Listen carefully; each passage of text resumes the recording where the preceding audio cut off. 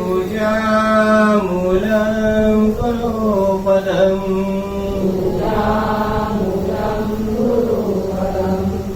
मन्त्रमूलं गुरुर्वाक्यम्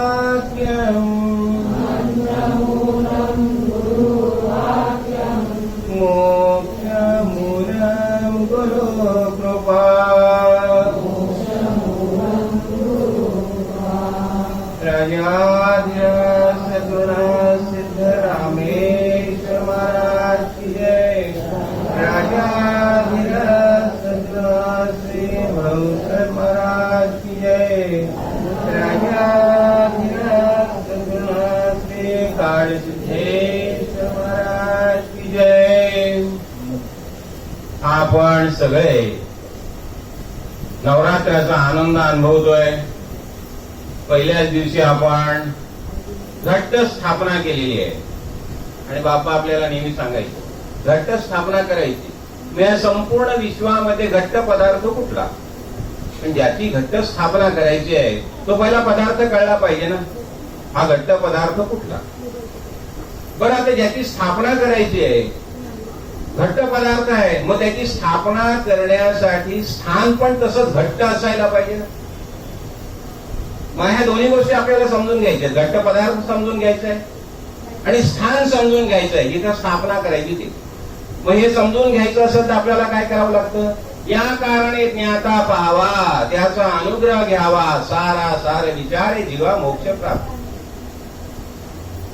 म्हणजे ह्याच्यासाठी ज्यांनी घट्ट पदार्थ जाणलेला आहे आणि हे घट्ट पदार्थ जिथं स्थापन करायचं ते स्थान जाणलेलं आहे, अशा आत्मज्ञानी महापुरुषाला शरण जायला पाहिजे। आणि खरंच कलियुगामध्ये आपण सगळे जे आहोत ना अत्यंत भाग्यवान आहोत, कारण असा आत्मज्ञानी महापुरुष विरळा विरळा शोधून सुद्धा सापडणार नाही। पण आपलं महत्भाग्य, नुसतंच महत्भाग्य नाही, अनेक जन्मांची पुण्य आहे, अनेक जन्मांची पुण्य आहे।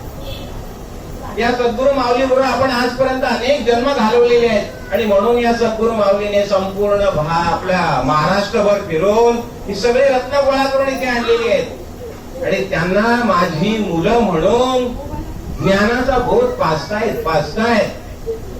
घट्ट कसं व्हायचं, मग आता घट्ट पदार्थ आपल्याला महाराजांनी दाखवून दिलाय। या संपूर्ण विश्वामध्ये एकच घट्ट पदार्थ आहे आणि तो म्हणजे आत्मा, चैतन्य। मग हा आत्मा आणि चैतन्य हे कुठे आहे, महाराजांनी हेही दाखवून दिलं। हा आत्मा आणि चैतन्य बाहेर कुठे नाहीये, तुमच्या सगळ्यांमध्ये तो विराजमान झालेला आहे, घट्ट बसलेला आहे, फक्त त्याला ओळखायला पाहिजे। आणि ह्या आत्म्याचं आपण हे स्थान निवडलेलं स्थान कुठलं, अंतःकरण। आपल्या अंतःकरणामध्ये ह्याच आपल्याला घट्ट स्थापना करायची, कळलं की नाही। आणि मग ह्याच्यासाठी काय केलं, का साधी गोष्ट सांगतो तुम्हाला।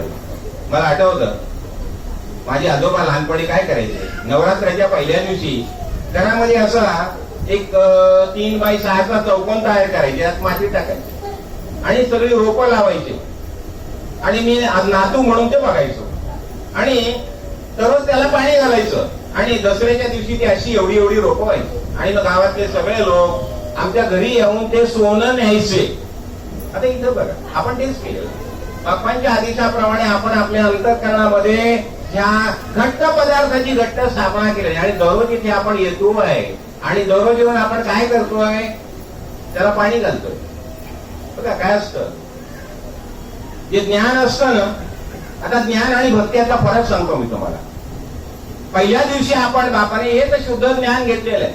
शुद्ध ज्ञान कशाला म्हटलं, ज्ञान म्हणजे आत्मज्ञान पाहावे आपण, अशी आपणच आपल्याला ओळखायचं, वाचतोय मी कोण आहे, हे शरीर आहे का मी, आपल्याला कळलं।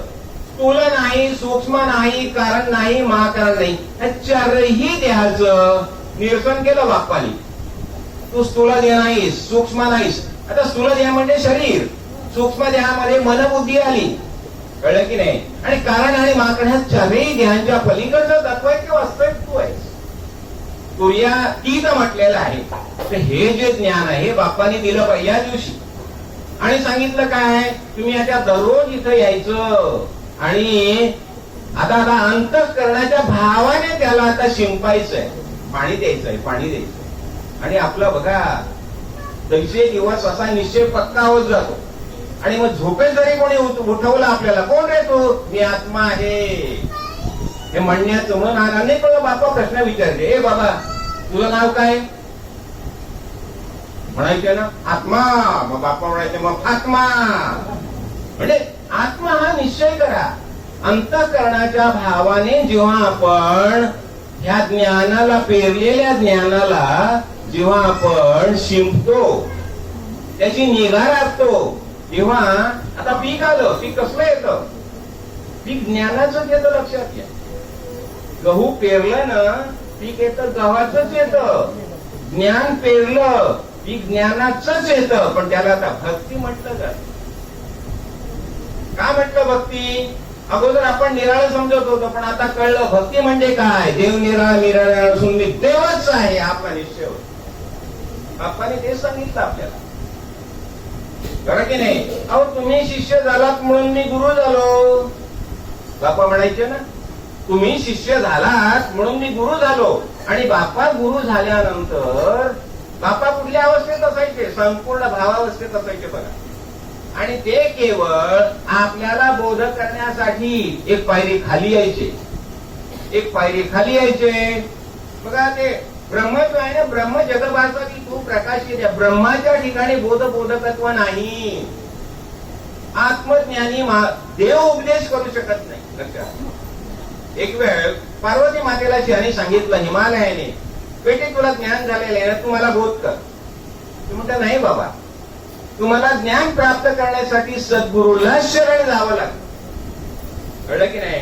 ते ब्रह्म जे आहे ना, ब्रह्माच्या ठिकाणी बोधकत्व नाही, पण ब्रह्माच्या ठिकाणी फक्त अस्तित्व आहे, असणं आहे. पण जर बोध करायचा असेल, ते जरा मग बाप्पा काय माहितीये, मी जेव्हा तुम्हाला बोध करतो तेव्हा मी एक पायरी खाली येतो. तुम्ही माझे शिष्य आहात, मी तुमचा गुरु आहे, हा मी भाव माझ्या अंतःकरणामध्ये निर्माण करतो, तेव्हाच बोधकत्व संभव आहे. आपण पहिल्या दिवशी शारदा स्तवन घेतलं असेल, शारदा स्तवन घेतलं ना आपण, तर शारदा म्हणजे काय, शारदा म्हणजे वाणी.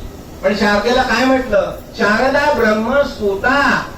शारदा कोण आहे, शारदेची आपण उपासना करतो की नाही. शारदा ही ब्रह्मस्तुता आहे. ब्रह्मस्तुता म्हणजे ब्रह्माची मुलगी शारदा आहे. आणि शारदा म्हणजे आदी माया. आणि या आदी मायेमधून जसं म्हटलं ना की ओंकार रूपी निघाला ध्वनी, त्याच नाव ठेवले सज्जनी, मूळ प्रकृती मूळ माया. ही मूळ माया म्हणजे शारदा. आणि या शारदेच्या माध्यमातून बोध कधी संभवतो, बोध करण्यासाठी वाचा लागते, वाणी लागते, वैखरी वाणी. म्हणजे वैखरी वाणी हे शारदेचंच रूप आहे. आपण सुरुवात करताना म्हणतो बघा, श्री गणेशाय नमः, श्री सरस्वते नमः आणि श्री गुरुभ्यो नमः. गुरुभ्यो तिसऱ्यांदा म्हटलं का, पहिलं श्री गणेशाय नमः का म्हटलं. हा गणेश जो आहे, पंच ज्ञानेंद्रिय, पंच कर्मेंद्रिय, मन बुद्धी, पंच प्राणी, हा सूक्ष्म देहाचा जो अधिपती आहे गणेश, तो गणेश आपल्या सगळ्यांच्या हृदयातच बसलेला आहे. हे गणपती कोण, अहमात्मा गणपती, मी आत्माच गणपती आहे. जसं गणपती अथर्वशीर्षामध्ये शिक्षामध्ये म्हटलंय, त्वं वाङ्मयस्तम चिन्मयस्तम आनंदमयस्तम सच्चिदानंद अद्वितोयसी. कोण आहे म्हणजे हा गणपती जो आहे आपल्या सगळ्यांच्या अंतःकरणामध्ये विराजमान झालेला गणपती आहे. वास्तविक तोच आत्मा आहे. म्हणून काय म्हटलं, पहिलं श्री गणेशाय नमः. प्रथम वंदन त्या श्री गणेशाला केलं जातं. आणि वंदन करण्यासाठी शब्द लागतात ना, स्तोत्र म्हणण्यासाठी. मग ही शारदा आली म्हणून दुसरं वंदन केलं, श्री सरस्वते नमः. सरस्वतीला दुसरं वंदन केलं. आणि सरस्वतीच्या माध्यमातून आपल्याला सगळ्यांना ज्ञान होतं. अहो ही सगळी पुस्तकं लिहिलेली आहेत, कोणी, हे शारदा आहे. पुस्तकांच्या माध्यमातून शारदाच बोलत असते ना. म्हणजे आणि बघा हे महापुरुष जे आहेत ना, त्यांच्या मुखावर शारदा नाचत असते. समर्थाने जो दासबोध लिहिला किंवा महर्षी व्यासांनी महाभारत ग्रंथ लिहिला, कसं अहो त्यांच्या जिभेवर सरस्वती नाचते. यास्तेषां स्वैरकथा ताम एव भवन्ति शास्त्राणि. अहो सहज बोलणे हित उपदेश. बाप्पा सहज जरी बोलले तरी त्यातून बोध प्राप्त होत होता आपल्याला. आणि तो बोध ग्रहण करण्याची आपली सगळ्यांची ताकद आहे, म्हणून आपण सगळे इथे चिकटून राहिलेले आहोत. माहिती असेल गोळाला मुंगळा कसा चिटकतो आणि त्याला खेचून घ्यायचा प्रयत्न करा, कमरेतून तुटेल पण काही सुटणार नाही. तशी आपण चिकटलोय महाराजांना, कळलं की नाही. आणि महाराजांनी आपल्याला सगळ्यांना काय सांगितलं, तुम्ही सगळी माझी मुलं आहात. त्या स्थानाला मी गेलो, त्या स्थानाला मी तुम्हाला सगळ्यांना नेईन, कळलं की नाही. पण आता ह्याच्यासाठी ना एक महत्वाचा भाग, आपल्याला ज्ञान कळलं काहीच नाही. संपूर्ण दासबोधाची आतापर्यंत आपण अनेक वेळा पारायणे केलेली आहे. पुन्हा असंही म्हटलं, सरली शब्दांची कडपट आला ग्रंथाचा शेवट, ते सांगितले स्पष्ट सद्गुरु भजन. झालं, ऐकून झालं, वाचून झालं, सगळं झालं.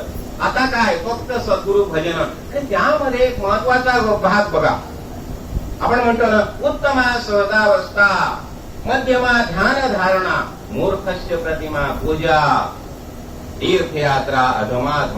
बाप्पांनी सांगितले आपल्याला. काय म्हणाले बाप्पा, उत्तमा सहजावस्था. अहो सहजावस्था उत्तमा हे म्हणणं सोपं नाहीये. बाप्पा त्या भावामध्ये वावरत होते. लक्षात घ्या कसे वावरायचे, त्यांची सहजावस्था काय होती आपण अनुभवलेली आहे, म्हणून आपण समजू शकतो सहजावस्था काय असते. काय होतं बघा, तुम्हाला सांगतो मी. कित्येक वेळा ना, जेव्हा आपण प्रत्यक्ष अनुभवतो, प्रत्यक्ष पाहतो ना, तेव्हाच त्याचा खरा अर्थ आपल्याला कळतो. माझ्या मनामध्ये शंका निर्माण झाली. भालचंद्र महाराज पाहिलेले म्हणून सांगतो मी तुम्हाला. आमच्याकडे जोगी महाराज यायचे, तर जोगी महाराज म्हणाले, अहो पाटील भालचंद्र महाराज आले. मी म्हटलं जोगी महाराज मला एक सांगा, ते नागडे का राहतात, ते एक तरी वस्त्र का अंगावर धारण करत नाही. बघा आपली शंका असते, कळलं की नाही. आता जोगी महाराज ते पण तयारीचे होते, कळलं ना, बापावर खूप प्रेम होते त्यांचं, ते यायचे. त्याची एक दिवशी त्याने काय केलं, आले प्रभादेवीला आमच्याकडे, चला म्हणे. कुठे, जोगी महाराज आले, आपले भालचंद्र महाराज आले त्यांना बघायला. गेलो त्यांच्या बरोबर, मी आणि माझा मित्र उमाकांत, आम्ही दोघं गेलो. आणि त्यांना जेव्हा मी पाहिलं, त्यांचा चेहरा तो निरागस चेहरा, अरे बापरे बापरे. मी म्हटलं ह्यांना वस्त्राची जरुरी नाही. आता मला सांगा, शब्दाच्या माध्यमातून जोगी महाराजांनी मला किती सांगण्याचा प्रयत्न केला असता तरी सुद्धा पटलं नसतं. पण जेव्हा मी नजरेने पाहिलं, म्हटलं नाही, हे वस्त्राच्या पलीकडे, त्यांना वस्त्राची जरुरी नाहीये. तसंच आपण बाप्पांची भावावस्था पाहिलेली आहे. भावावस्था काय असते, जेव्हा महाराजांच्या काही काही अवस्था मी पाहिलेला नजरेसमोर जेव्हा करतो ना, की बाप्पा धन्य धन्य, तुम्ही आम्हाला गुरु सद्गुरु म्हणून मिळाले त्या कलियुगामध्ये, साधी गोष्ट नाही. आमची सगळ्यांची अनंत जन्माची पुण्याही फळाला आली आणि तुम्ही आम्हाला सद्गुरु म्हणून मिळाले. लक्षात घ्या. आणि त्यांनी जे जे समजावून सांगितलं, कळलं की नाही. आता मी मगाशी म्हटलं की नाही, उत्तमा सहजावस्था, ही बाप्पांची सहजावस्था होती. उत्तम आपल्या आपल्या स्थितीत निश्चिंत असायचे. म्हणायचे ना, मी 1 कोटीचा मठ सोडून आलो, पुन्हा वळून सुद्धा पाहिलं नाही तिकडे. कारण आता आपण पाहिलं ना, की दृश्याच्या पलीकडे गेले होतं. सरली शब्द आता ह्याने सदा आकाराचा परिचय मनाला की चढला, म्हणून हा आत्मा जवळी असता दूर पडला. परी जेव्हा श्री गुरु कृपे ओळख पडे, आकारी मन जडले ते सत्वरी उडे. सुरुवातीला जन्माला आल्यापासून आपण आकारच पाहत आलो असतो, आणि ते आकारच पाहत आल्याने स्वाभाविक आहे बघा, आकाराकडेच आपलं मन जातं, आकाराचं लक्ष जातं. शेवटी आकार म्हणजे माया आहे ना, म्हणजेच पार्वती ना. हो, कळलं की नाही. आणि शारदा तीच आहे ना, माया तीच आहे ना. माया शारदा ब्रह्मसुद्धा तीच आहे. पण आपलं जन्माला आल्यानंतर पहिल्यापासून लक्ष तिच्याकडेच जातं, सतत लक्ष तिच्याकडे लागल्याने तिचाच ध्यास लागतो मनाला. सदा आकाराचा परिचय मना लागी चढला, म्हणून हा आत्मा काय झालंय. आत्मा आपण जेव्हा देव पाहण्यासाठी आपण काय करतो, चित्त सूचित करावे, बोली येते जीवी धरावे. मग आता चित्त सूचित करणं म्हणजे काय, आपण आपल्या चित्तावर आनंद घड्या ठेवल्यात, माझं माझं माझं माझं, हे माझं ते माझं ते माझं, सगळ्या घड्या काढून टाका. आपल्याला जर आरशामध्ये आकाशाला बघायचं असेल, आपण काय करू? आरशासमोर ठेवलेल्या सगळ्या वस्तू दूर करा. अहो आकाश मूळच आरशात आहे. त्याचप्रमाणे आपल्या अंतःकरणामध्ये आपण साठवून ठेवलेले, चित्तामध्ये साठवून ठेवतो बघा आपण अनेक गोष्टी. आणि ही साठवणूक कशी होते एक उदाहरण सांगतो. म्हणजे चित्तामध्ये, आणि चित्त कसं आहे, जलतत्वाचं चित्त आहे. आणि जलतत्वाचं चित्त असल्यामुळे आठवणी साठवून ठेवलेल्या असतात. एक उदाहरण सांगतो. समजा आता घरातला माणूस कोणीतरी गेलेला आहे, 4 दिवस झाले, 5 दिवस झाले, आणि 10व्या दिवशी एक ओळखीचे काका आले आपल्याकडे. त्यांना पाहिल्याबरोबर गेलेल्या माणसाची आठवण आली न रडायला उमाळा येतो, उमाळा येतो. पाणी येतं, डोळ्यातून पाणी येतो, गदगदत होतं. हे काय झालं? हा चित्ताचा स्वभाव आहे. अंतःकरणामध्ये त्यांची आठवण साठवलेली होती. त्या काकाला पाहिल्याबरोबर त्या आठवणीचा उमाळा आला, आणि उमाळा आल्यामुळे ते जलतत्वाचं असल्यामुळे रडू जायला लागलं. मग आता चित्त सूचित करावे म्हणजे काय? अहो ह्या सगळ्या गोष्टी काढून टाका. आणि अंतःकरणामध्ये आपण अनित्य बोध म्हणतो की नाही, अनित्य बोध ह्या सांगितलेल्या आहे ज्ञानाच्या संदर्भात. मग जे जे अनित्य आहे ते सोडून द्या आणि नित्याला धरा. मग नित्य काय? नित्य म्हणजे आत्मा, नित्य म्हणजे शाश्वत. जितकं जितकं हानी आहे, अनित्य आहे, माईक आहे, त्याला सोडून द्या, सोडून द्या, सोडून द्या. शाश्वताला धरा. काय की नाही? मग आता आपण आता इथे पाहत होतो ना की उत्तमा सहजावस्था, मध्यमा ध्यान धारणा. सहज अवस्थेत तर मी आता ह्याचं सांगितलं नागडे महाराजांचं, जेव्हा पाहिलं मी तेव्हा शंका नाही.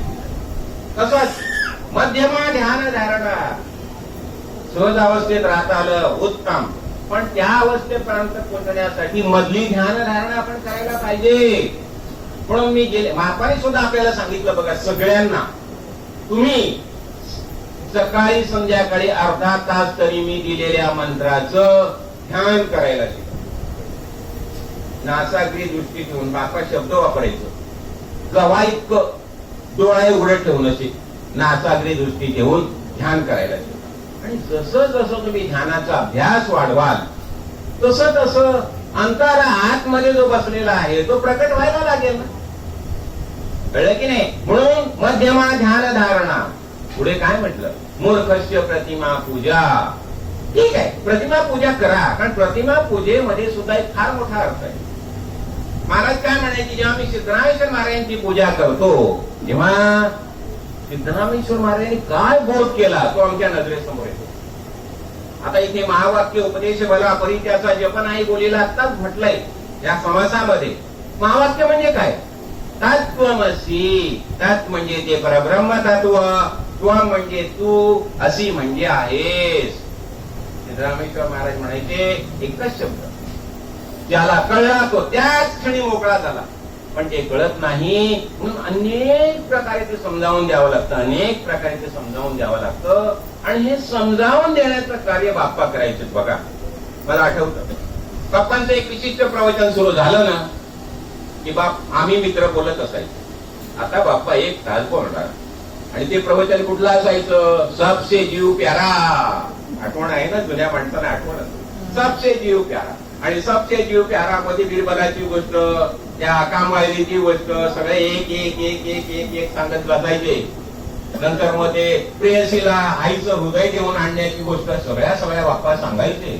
कळलं की नाही? आणि सांगण्याचा हेतू कशाला बाप्पा 1 तासभर बसायचो आपल्याला सांगत. बाप्पांचं ढोंगण दुखायचं तरी सुद्धा बाप्पा सांगत बसायचे बसायचे. कारण या सगळ्या मुलांना पाहिल्यानंतर यांना किती देऊ आणि किती नको असं बाप्पांना व्हायचं. कळलं की नाही? आणि म्हणून बाप्पांनी कसं प्रेमाने आपल्याला सांभाळलेलं आहे. आणि मला सांगा, जो घरात जेवून तृप्त झालाय पंचपाक्वानं, खानावळीत जेवायला जाईल का हो? अरे आमच्या आईने आम्हाला इतकं दिलं, आम्ही तृप्त आहोत, आता आम्हाला कुठेही जायची जरुरी नाही. हा भाव पक्का होतो ना. त्यांनी जे दिलंय त्याचा आपण सतत निधिध्यास ठेवायला पाहिजे. कळलं की नाही? मग आता मूर्खस्य प्रतिमा पूजा, तरी सुद्धा प्रतिमा पूजा का करायची? ते अनुसंधान राहतं, आपल्याला अनुसंधान राहतं म्हणून प्रतिमा पूजा महत्वाची आहे. तीर्थयात्रा धमाधम का म्हटलं असो, पण तरी सुद्धा आपण तीर्थयात्रेला जातो का? तीर्थे तीर्थे निर्मलम ब्रह्म वृंदे वृंदे वृंदे तत्वचिंतानुवादा वादे वादे जायते तत्वबोधा बोधे बोधे भासते चंद्रचूडा. तीर्थाच्या ठिकाणी गेल्यानंतर कसं बघा, आपण महाराजांचे अनुग्रहित आहोत, तसे आणखी कोणाकोणाचे अनुग्रहित तिथे आलेले असतात.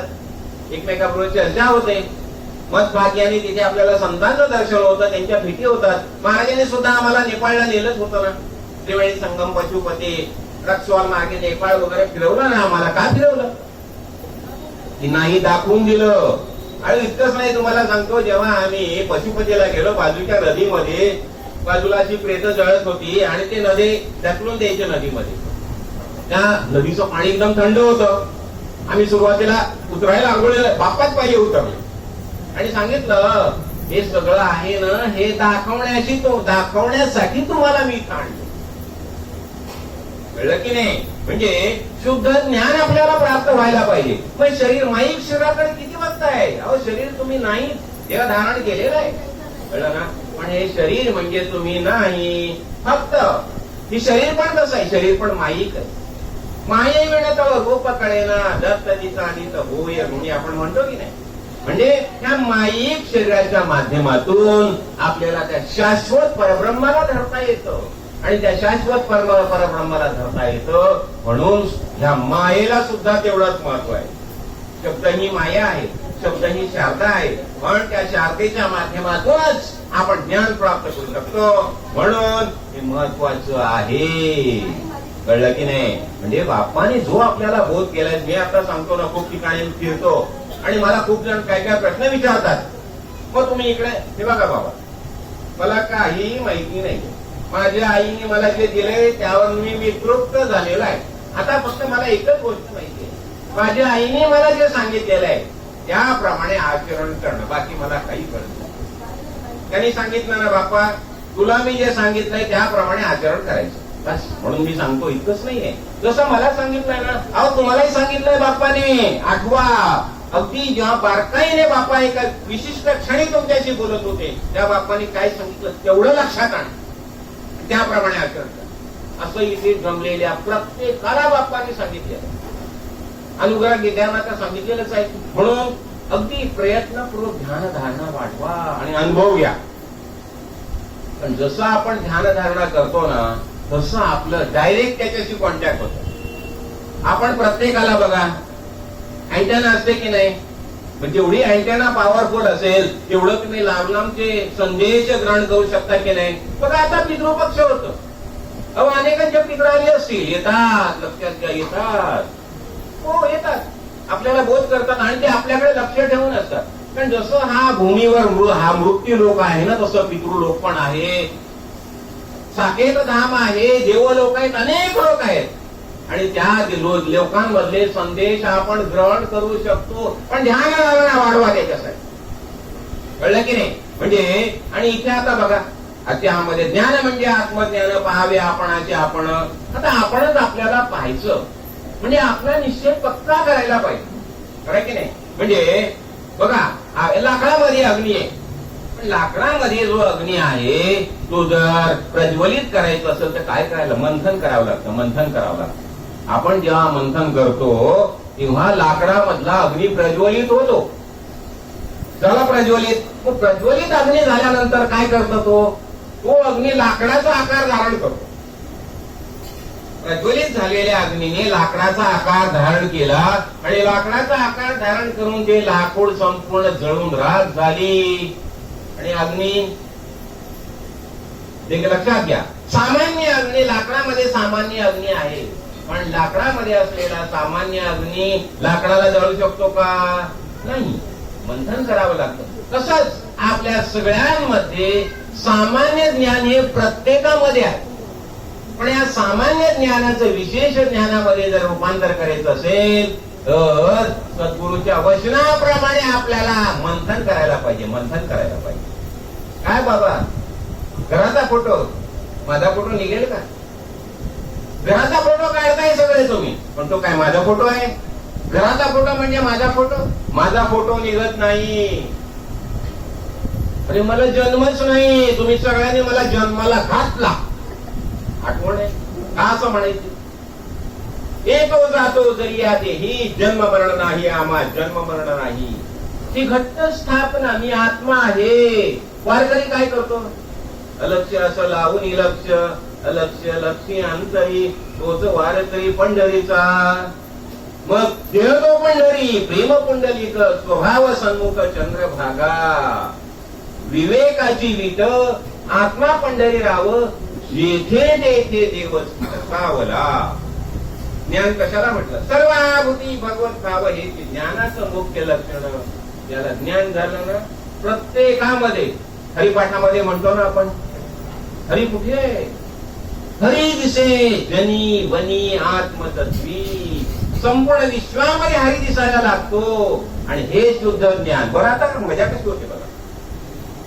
आपण भजन म्हणतो ना, देव माझा रे, माझा मी देवाचा. सत्य हिच माझी वाचा, देव माझा रे, माझा मी देवाचा. बघा, देव माझा म्हटलं मी, म्हणजे मी निराळा आहे, देव निराळा झाला. बरोबर ना? आता देव मी देवाचा म्हटलं, मी निराळा आणि देव निराळा झाला. पुन्हा द्वैत आलं. पण ज्ञानामध्ये द्वैतच उरत नाहीये. म्हणून म्हटलं देव पाहावायची गेलो तिथे देवच होऊन ठेवलं. मी राहतो भोजन गे शाम को, श्याम बन गई. फिरायला वाटलं श्यामाला भेटूया, श्यामाला भेटूया, श्यामाला. जेव्हा श्यामाला पाहिलं, अरे कुठे श्याम आणि मी एकच आहोत. हृदय एक झाले, ये हृदयींचे ते हृदयी घातले. जेव्हा श्रीकृष्ण भगवान अर्जुनाला भेटतायत, कळलं की नाही? त्या उद्धवाला भेटतायत. उद्धवाने जेव्हा श्रीकृष्ण भगवंताला मिठी मारली, तो श्रीकृष्ण भगवंत मयत व्हायला लागला. भगवंत म्हणतो, अरे उद्धवा, तुझं द्वैत मला पाहिजे. मला पण बोलावं असं वाटतं ना, म्हणजे कोणाशी बोलणार? की नाही? म्हणजे हे द्वैत का निर्माण केलं? हात्यर्थम कल्पितम द्वैतम अद्वैतात अति सुंदरम. तो भगवंत एकटाच होता. त्याला खेळावं असं वाटलं नाही, मला पण खेळायचंय. अहो, शिवपार्वतीची तर मजा. शिवपार्वती दोघे आहेत आणि त्यांनी जेव्हा पाहिलं, दोन हंसाला पाहिलं सरोवरामध्ये विहार करताना, शंकर म्हणाला, शंकर म्हणाले पार्वती मातेला की आपण सारीपटाचा खेळ तयार करूया. सारीपटाचा खेळ तयार करायचा आहे. झाले, चौकडी हाकली, हे केले दोन, आणि सुरू केला खेळ. सगळे त्यांचे हे आले, गणप्रेत आले आणि टाळ्या वाजवून त्यांना प्रोत्साहन द्यायला लागले. मजा सुरू झाली. हाच खेळ त्या भगवंताने सुरू केलेला. एकाकी न रमते द्वितीयमिच्छति. मी एकटा आहे, मला खेळायचं आहे, मला गप्पा मारायचं आहे. मला सांगा, भिडू लागतो की नाही? पत्त्यांच्या डावासाठी 4 भिडू लागतात की नाही? अहो, तसंच भगवंताने संपूर्ण विश्व म्हणजे काय खेळ सुरू केलेला आहे. पण हा खेळ आपण ज्ञानादृष्टीने अनुभवूया. आणि ज्ञानदृष्टी म्हणजे काय? मी देवाचा आहे, मी देवाचा आणि माझा नाही, मी देवाचा आहे. अहम आत्मा हे कधी ती विसरू नये. ऐक शिष्या येतींचे वर्म, स्वये तुझे आहे अशी ब्रह्म. याच्या संदर्भात मी पंचदशी मध्ये एक गोष्ट सांगितली होती बघा. 10 मित्रांची, 10 मित्र होते, नदी ओलांडून पलीकडे चाललेले आहेत. नदी ओलांडून पलीकडे गेले आणि नंतर मोजायला लागले. 1 2 3 4 9. धावा कुठे आहे? चोरांना वाटलं धावा गेला वाद. तर तेवढ्यात एक काका आले.